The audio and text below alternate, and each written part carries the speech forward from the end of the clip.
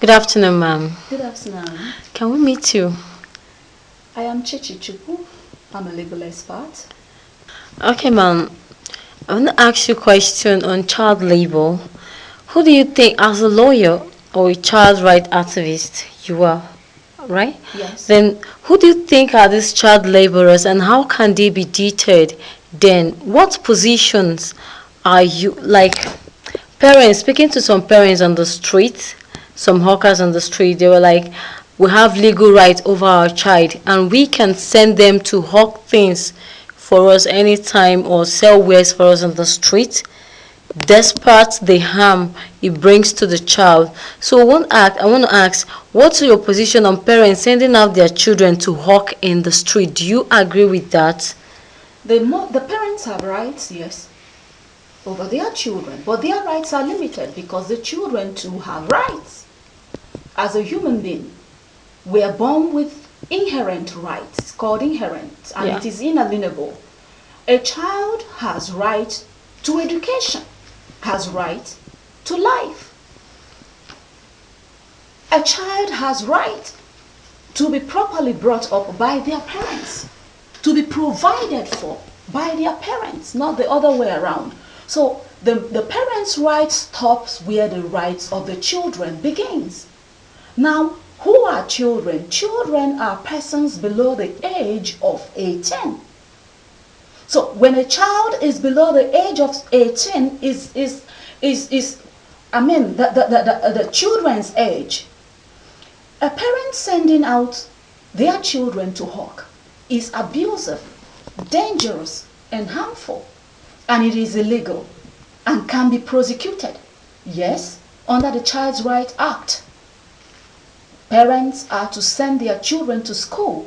The Child Right Act Section 1 says children have right to education, and it is the parent's duty, legal duty, to send their children to school and pay their school fees. So when a parent is not doing that, such a parent is liable, can be prosecuted, and can be jailed for that. Yes, when a parent is not paying the child's school fees and he or she can afford it, he or she can be jailed. There's a jail sentence for that. I'll try to find out if it's 2 years or 7 years jail term for failing to send a child to school and then having to send a child to the street to walk. It is illegal, it is unlawful, it is harmful, it is dangerous, and they can be deterred when those laws are being enforced. A parent can actually be sued by his or her child. Okay, ma'am. When can you say a child work is child labor?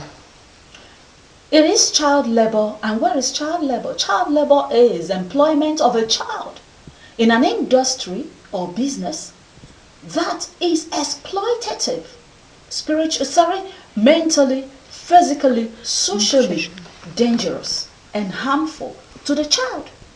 For instance, sending a child to hawk, sending a child to carry blocks, sending a child to do such exploitative work that is dangerous to that child. It is child labor. And a child laborer is the person, any person that employs a child, a person under the age of 18. Any person under the age of 18 is a child.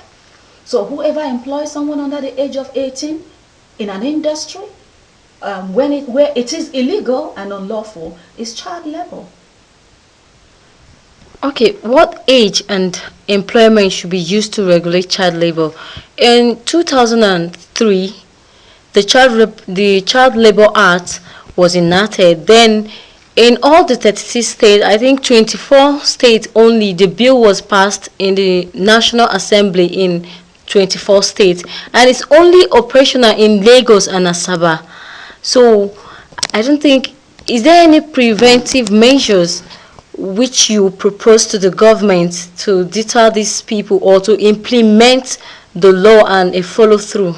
Arrest them and prosecute them in the law courts, the courts of law. Arrest any person that employs a child below the age of 18. Because in Nigeria, I think the age of majority is 21 years, I think. So if you employ a child, but let's use 18 years. So whoever employs a child below the age of 18 in an industry that is harmful and dangerous to such a child should be arrested. It's a criminal offense actually. It is criminalized under the Child Rights Act. Should be arrested and prosecuted. Enforce the laws. Implement and enforce the Child's Rights Act and the Child Labor Act. That's my proposition. Okay, how can it be minimized? Minimizing it. Or eliminated? Let's say curbed, like what I just said. Arrest such persons. Alert the police. Complain. Report. If you are passing along the road and you see such acts being perpetrated, report to the police. Write petition.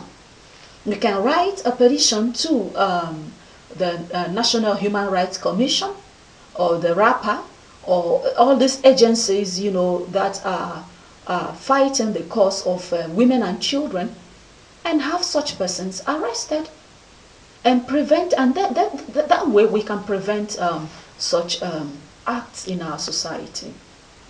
Okay, your advice generally to moms out there, and can child labor be linked to our economic situation in Nigeria today and Africa at large? Oh well, you can linking it to the economic situation. I mean, in terms of is it affecting the economic situation negatively? Well, you really cannot link it to the economic situation, because are children meant to be contributing to the economy, or they are to be in school? They are supposed to be studying. Oh, well, yeah, you can actually link it, because when a child is not in a regular school to get educated and being properly brought up, and then having to come out and work, is affecting the economy, because such a child is no longer, or rather is not making the contribution he or she ought to make, quality contribution in the society. Because, I mean, the contribution a child that has not been to school will make when he grows up is different from the contribution a child that went to a regular school and actually graduated from school and gets a job, or employs other people, or creates jobs, or becomes an entrepreneur. You know, so is making more better contribution in the society and in the economy. Okay, what I mean by linking it to economy, like speaking to some mothers also in the street, I went out to the Voice Pop, and they said they can send their kids outside. The reason why they send their kids like the Almajiri is to beg money so that they can contribute to the financial inflow in their house, like some of them. So is it pardonable? It is not pardonable, and that's not the place of a child. Parents take care of children, not the other way around. That's why I said it is illegal, it is unlawful, and they are wrong. The parents should be the one to go out and beg if they wish to beg. The parents are the ones to go out and work and earn a living and then provide for the children. That's what the law says.